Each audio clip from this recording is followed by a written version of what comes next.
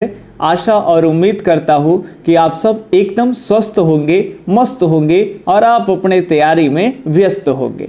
तो जो बच्चे इस बार 12th बोर्ड का एग्ज़ाम दे रहे हैं और जिनका आर्ट्स में ज्योग्राफी है, तो उनको घबराना बिल्कुल नहीं है। उन सभी भूगोल के विद्यार्थियों के लिए टॉप ऐसे 10 क्वेश्चन का हम आपके सामने सीरीज लेकर के आए हैं कि जो कि वीवीआई प्रश्नों का सीरीज है। ऐसे प्रश्न हैं कि जो बार बार बोर्ड परीक्षा में पूछे गए हैं और इस बार भी पूछे जाएंगे। वो इसलिए बोल रहे हैं क्योंकि ये सारे क्वेश्चन एनसीईआरटी बुक की बातें हैं और बुक से क्वेश्चन नहीं आएगा तो कहाँ से आएगा सर।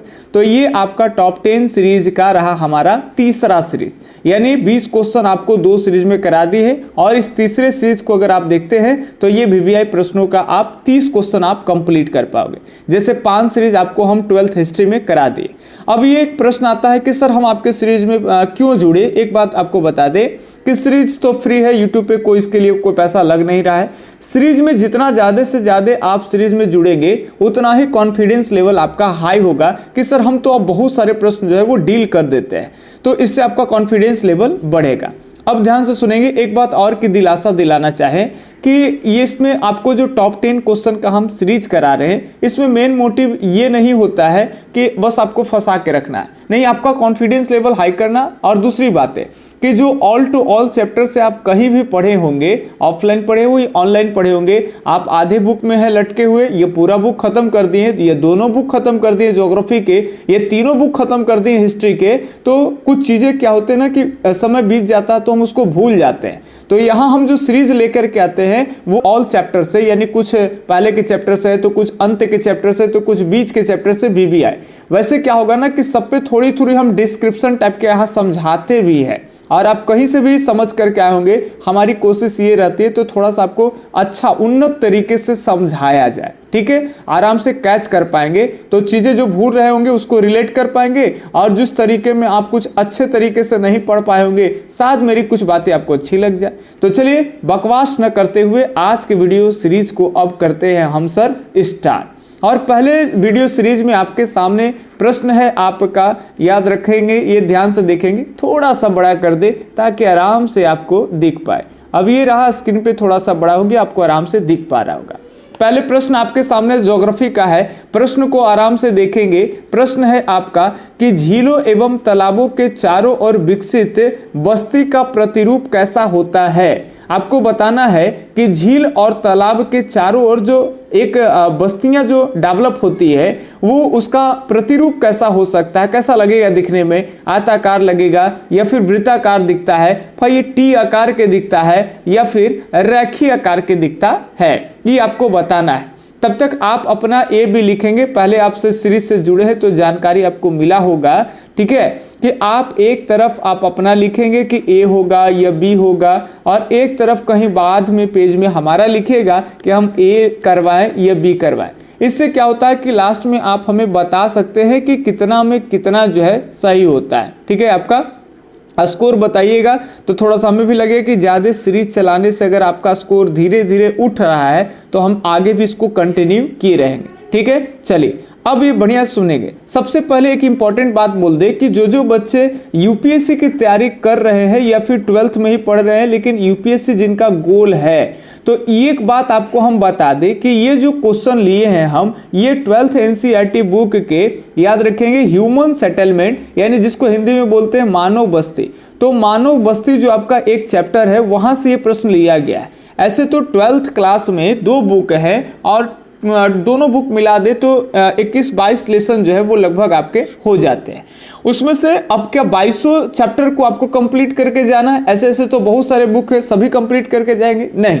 अगर आप यूपीएससी की तैयारी कर रहे हैं तो सभी चैप्टर को आप आराम से पढ़ेंगे गहराई से। 12th में है तो सबको आपको देखना है, और अगर 12th में ना है, आप तैयारी कर रहे हैं तो आपको सबसे ज़्यादा फोकस क्या करना है ये हम आपको कभी बताएंगे कौन कौन चैप्टर। लेकिन एक बात आपको तय कर दे कि ह्यूमन सेटलमेंट से आपको हमेशा यूपीएससी मॉडल में क्वेश्चन देखने के लिए मिलेगा। इसीलिए ह्यूमन सेटलमेंट को आप बढ़िया से पढ़ें, डीप पढ़ें। मानव बस्ती, मानव कहाँ बस रहा है, मानव किस जगह पे कम बस सकता है, ज़्यादा बस सकता है, उसके बसावट के पीछे का रीजन क्या है, और सबसे खास बात बता दें एनसीईआरटी के कि आप हिस्ट्री पढ़ रहे हैं, ज्योग्राफी पढ़ रहे हैं, आपका जो सोच है ना वो बैलेंस कर देता है। जैसे अगर आप नगर के बारे में पढ़ रहे हैं तो नगर के बारे में हम आपको बता दें कि अगर नगरीकरण की आप समस्या पढ़ रहे हैं कि क्या भाई, तो नगरीकरण के काफ़ी समस्या है, नगर में भी क्या क्या समस्या है, तो ऐसे नगर के बारे में आपके अंदर में निगेटिव थॉट जनरेट होता है। लेकिन इसके बाद यहाँ पे निगेटिव थॉट जनरेट करा के आपको एनसीईआरटी छोड़ती नहीं है, तुरंत नगर की विशेषता को भी आपको बताती है कि नगरों में क्या क्या बढ़िया सुविधा है। तो एक निगेटिव और एक पॉजिटिव दोनों पक्ष लेकर के चलते हैं, ये आपके लिए बहुत मैटर करेगा। चलिए वीडियो लंबा ना हो जाए इसलिए प्रश्न पर भी ध्यान से देखेंगे। झीलों एवं तालाबों के चारों ओर जो विकसित बस्ती होते हैं ये बड़ा ही इजी होता है। आप पढ़े होंगे कि ये मान लेते हैं कोई तालाब हो या फिर कोई झील हो, तो यहाँ पे क्या है कि इसके जो चारों ओर जो बस्तियां बसेगी वो कैसा होगा, तो चारों ओर आप इस तरह से डब्बे टाइप का आकार बनाएंगे। मान लेते हैं ये बस्ती है, तो ये सिंपल बात है कि तालाब झील वृत्ताकार होता है, तो बस्तियों को अगर ऊपर से अगर हम पूरा देखेंगे तो ये आपको दिखेगा वृत्ताकार। तो झीलों तालाबों के चारों ओर जो बस्तियां होते हैं वो वृत्ताकार होता है। अगर मान लेते हैं ये कोई रेलवे है, ऐसे रेल की पटरियां गुजर रही है, जिससे आराम से आपको बता दे दिक्कत ना हो जाए, तो ये मान लेते हैं कि ये कोई रेलवे ट्रैक है और इधर लोग क्या है ना कि रेलवे के किनारे किनारे लोग अपना मकान बना कर करके ऐसे रह रहे हैं, और पीछे मकान नहीं बना सकते क्योंकि पीछे के इधर भी अगर देखें तो इधर जो है वो सड़क गुजर रही है। मान लेते हैं कि इधर क्या है तो सड़क है, तो बैक में ज़्यादा बस्ती का विस्तार नहीं कर सकते हैं, और आगे में तो ये तो देख रहे हैं सर ये रेलवे वाला है, तो ये जो बस्तियां विस्तार होगी तो ये हमेशा ऐसे विस्तार होगी, तो इस बस्ती को कहते हैं रैखिक बस्ती। याद रखेंगे ये किस तरह के बस्तियां हो जाएंगे, तो ये हो जाएगा आपका रैखिक बस्तियां। ठीक है, तो सड़कें रेलों के किनारे जो बस्तियां होते हैं वो रैखिक आकार के, और जो तालाब के किनारे हो जाए आपका, और जो आपका झीलों के किनारे हो जाए उसको कहते हैं वृत्ताकार। एकदम आराम है, इजी है, आप आराम से बनाए होंगे। अब एनसीईआरटी के बड़ा गड़ा टाइप के प्रश्न आता है, डीप प्रश्न है, और ऐसे प्रश्न बच्चे गलत करके आते हैं। पूछो कैसे, तो अधिकांश टीचर जो है ना वो गाइड पे डिपेंड है, और अधिकांश टीचर गाइड पे डिपेंड है, और गाइड में अक्सर इस सवाल जो है वो गलत आता है। ध्यान से सुनेंगे। और जो टीचर एनसीईआरटी पढ़ाते हैं अच्छे तरीके से पढ़ाते हैं, पढ़ाने के बाद इतने ज़्यादा कोर्स नहीं पढ़ा रखे हैं कि क्या पढ़ा दिए पहले हमको याद भी नहीं है, हमेशा पढ़ाते हैं, हमेशा उस पर रिवीजन करते हैं, ऑफलाइन ऑनलाइन दोनों में क्लास रहता है तो उनको याद रहता है, वही टीचर आपको ये चीज़ें सही करा सकते हैं। चलिए प्रश्न पे आते हैं, देखते हैं कि आप सही कर पाते हैं कि नहीं। नम बिंदु बस्ती जो है वो किस प्रकार किस क्षेत्र की विशेषताएं हैं, आपको बताना है कि नम बिंदु बस्ती जो है वो किस क्षेत्र की विशेषताएं है। सबसे पहले तो आपको ये सवाल ही आ रहा होगा कि सर नम बिंदु बस्ती क्या है। अगर जो पढ़ रखे हैं वो कैसे पढ़े, आपका अपना जवाब दीजिएगा। ऑप्शन आपके सामने है, मरुस्थलीय क्षेत्र, दूसरा है मैदानी क्षेत्र, तीसरा बर्फीली क्षेत्र, और चौथा है आपका पठारी क्षेत्र। नम बिंदु बस्ती जो है वो किस क्षेत्र की विशेषताएं है ये आपको बताना है। अब देखिए, अब हम जो बता रहे हैं आप ध्यान से सुनेंगे। नम बिंदु का मतलब होता है कि मानव हमेशा बसना चाहता है जहाँ पे जल का एक अच्छा खासा स्रोत, या फिर ज़्यादातर नदी के किनारे। आप जितने सिविलाइजेशन देख लीजिए, पुरानी से पुरानी सभ्यता उठा करके देख लीजिए, किसी भी देश की सभ्यता हो वो मानव कहाँ बसा है, तो नदी के किनारे। ठीक है, कोई भी आप देख लीजिए, नील नदी के किनारे मिस्र की सभ्यता आप देख सकते हैं, दजला फरात नदी के पास में आप देख सकते हैं मेसोपोटामिया की सभ्यता, सिंधु घाटी की सभ्यता, सिंधु घाटी के कई क्षेत्र देख लीजिए, कई कोई ना कोई नदी के किनारे, कोई रावी नदी के किनारे, कोई समझ रहे बात ना। चलिए, तो ये ध्यान से सुनेंगे। आज भी भारत के बड़े नगरों को देख लीजिए जिसका डेवलपमेंट अच्छा खासा हुआ है, वो अक्सर आपको दिखेगा नदी के किनारे या फिर समुद्र के किनारे, व्यापारिक वाले भाग। जैसे आप दिल्ली देख लीजिए यमुना नदी के किनारे, कोलकाता देख लीजिए आप हुगली नदी के किनारे, आप बिहार का पटना देख लीजिए गंगा नदी के किनारे, इलाहाबाद देख लीजिए आप, समझ बात, तो ये नदियों के किनारे।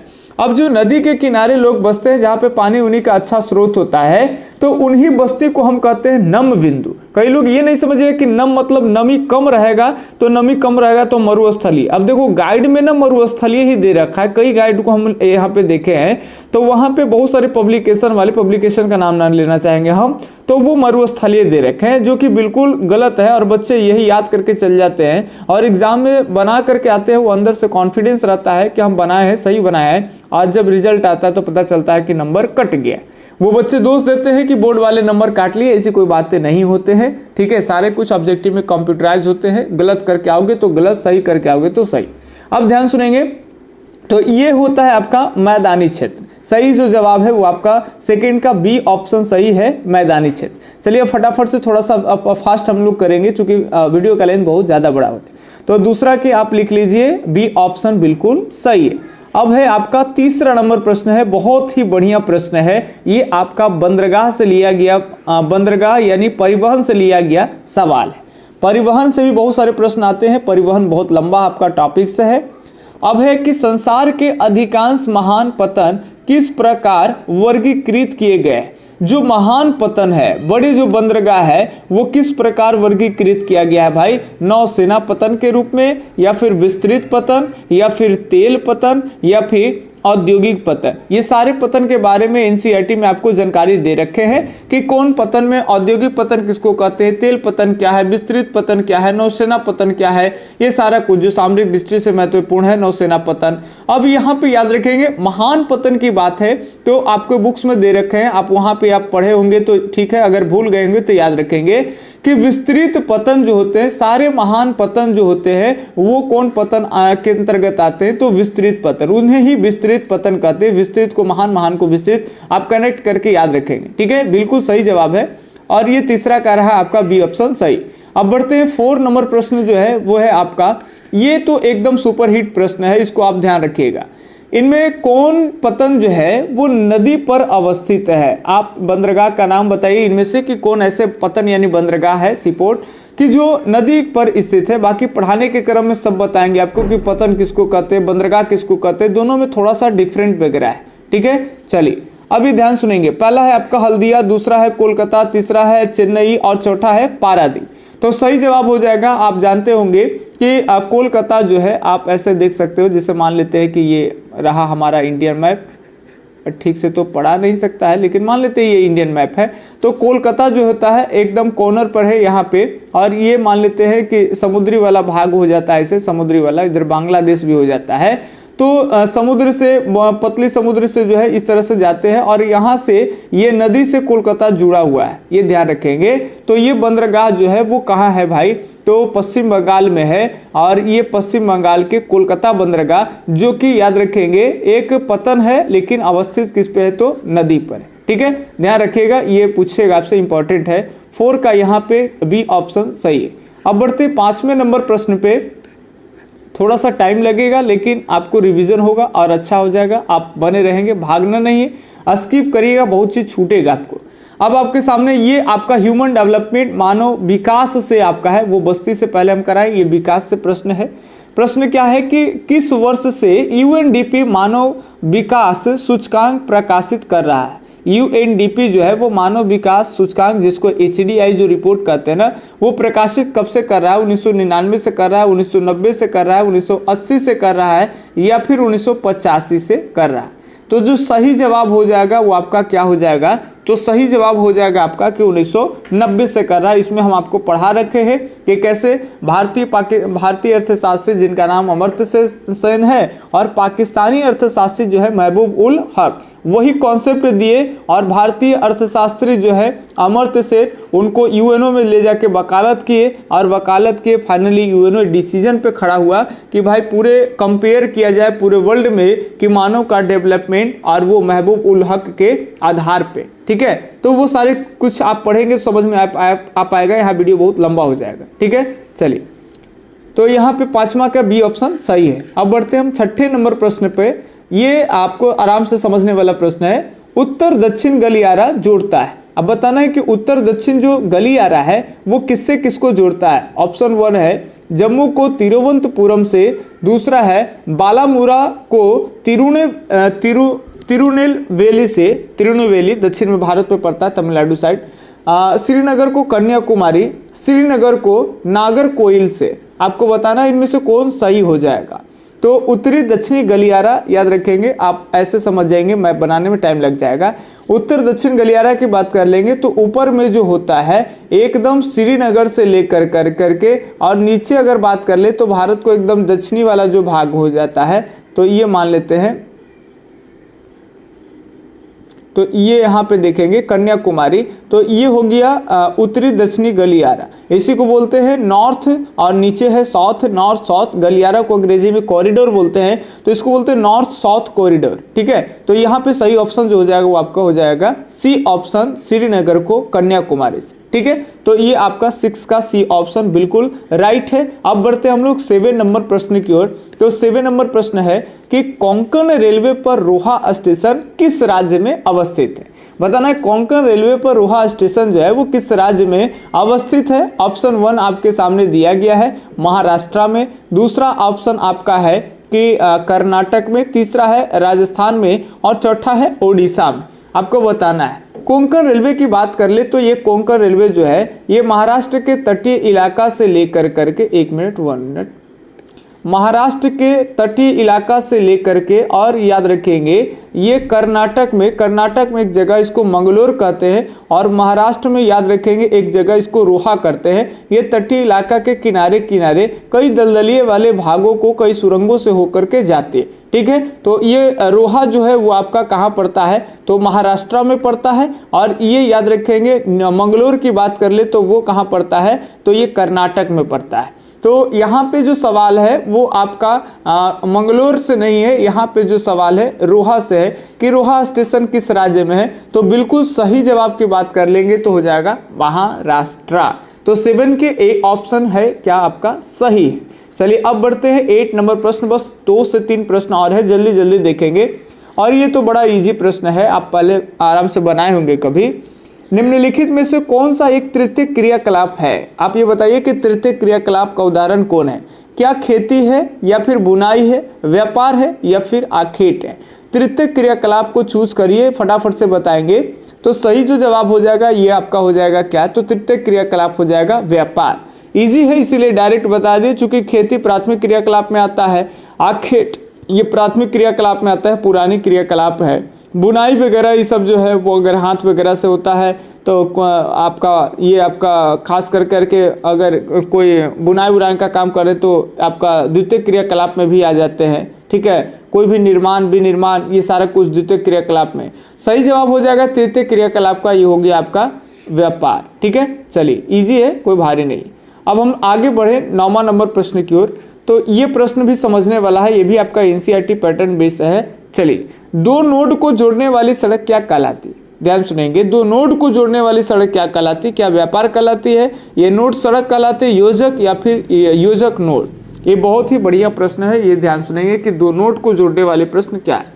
सबसे पहले आपको शायद समझ में आ नहीं रहा होगा कि सर नोड क्या है, नोड ही नहीं पढ़े होंगे तो कोई दिक्कत नहीं, एनसीईआरटी के बुक में दे रखे हैं, शायद आप फांकी मार दिए तो कोई दिक्कत नहीं, परिवहन में ही पढ़ना था।